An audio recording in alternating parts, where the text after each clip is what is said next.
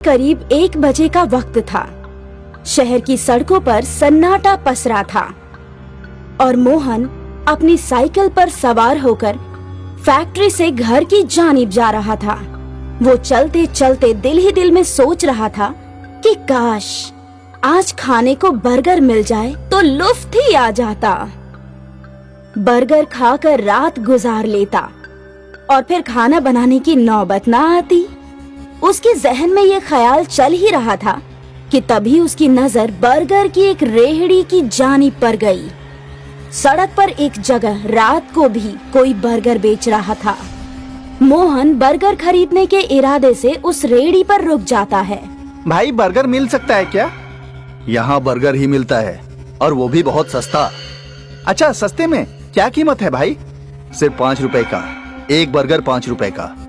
Burger की कीमत सिर्फ 5 रुपए सुनकर मोहन बेहद हैरत ज़दा हो जाता है और उसे बर्गर वाले पर कुछ एतमाद होता है।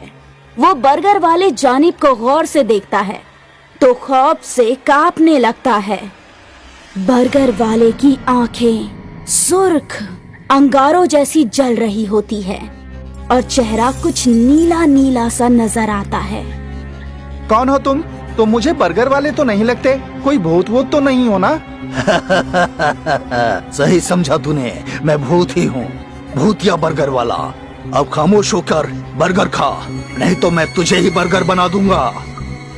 ये कहते हुए बर्गर वाला अपनी असली शक्ल इख्तियार कर भूत बन जाता है और मोहन को जबरदस्ती बर्गर खिलाने की कोशिश करता है। मोहन जैसे ही उसका बर्गर खाने लगता है तो अचानक ही वो बर्गर केंचुओं के गुच्छे में तब्दील हो जाता है और फिर मोहन उन केंचुओं को फेंक कर वहाँ से भाग जाता है। बचाओ बचाओ, भूत भूत है, ये बर्गर वाला भूत है। अपनी साइकिल तो लेता जा। मोहन चिल्लाता हुआ भागा ही जा रहा होता है कि तभी सामने से पुलिस की एक बड़ी गाड़ी आ जाती है। पुलिस वाले उसे इतनी रात को चिल्लाता हुआ देखकर गाड़ी रोक देते हैं। क्यों रे, क्या माजरा है? चिल्ला क्यों रहा है और इतनी रात को यहाँ क्या कर रहा है? मोहन हाफते हुए पुलिस वालों को सारी बात तफसील से बयां करता है और उनसे मदद की गुहार लगाता है। साहब, वहाँ भूत के नजदीक मेरी साइकिल रह गई है। अगर आप उससे मेरी साइकिल दिलवा देंगे तो बड़ी मेहरबानी होगी साहब। तुझे जरूर किसी बावले कुत्ते ने काटा है, इसीलिए तेरा दिमाग ठिकाने नहीं है। अबे अहमकों के सरदार, हम रात भर सड़कों पर घूमते हैं, हमें तो कोई भूत बर्गर की दावत नहीं देता। तुझे भूत ने बर्गर खिलाया है? झूठा कहीं का।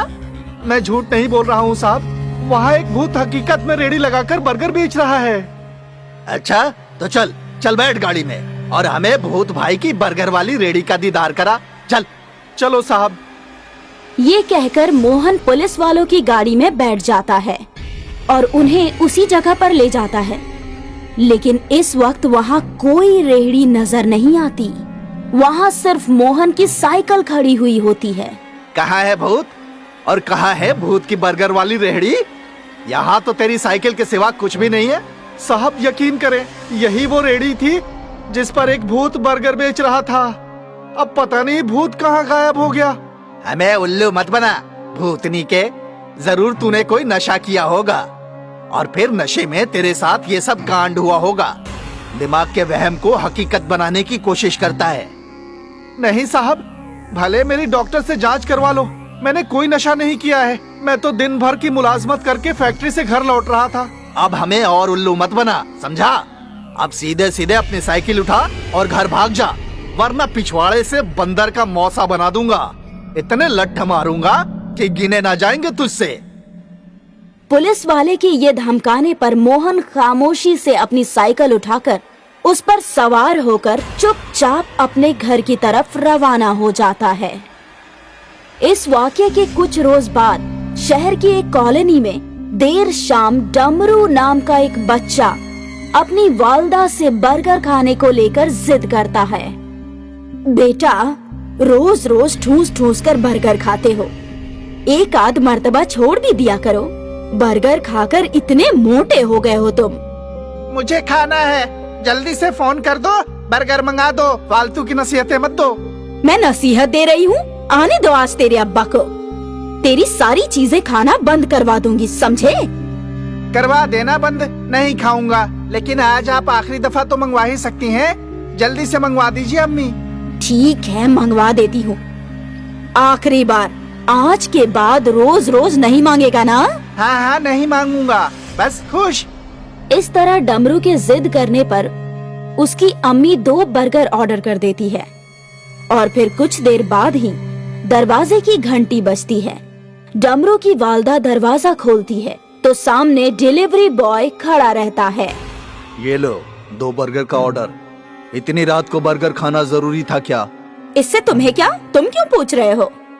बस यूं ही पूछ लिया, क्योंकि इस वक्त लोग घर में खाना बनाकर खाते हैं।